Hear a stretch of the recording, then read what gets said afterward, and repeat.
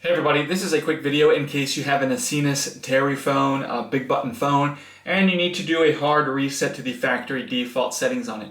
Now there's one of two reasons you're going to want to do this. The first one is troubleshooting. If this phone is not working, or if it's not connecting to something, or if it's not responding to your commands, stuff like that, a hard reset can fix a lot of these issues.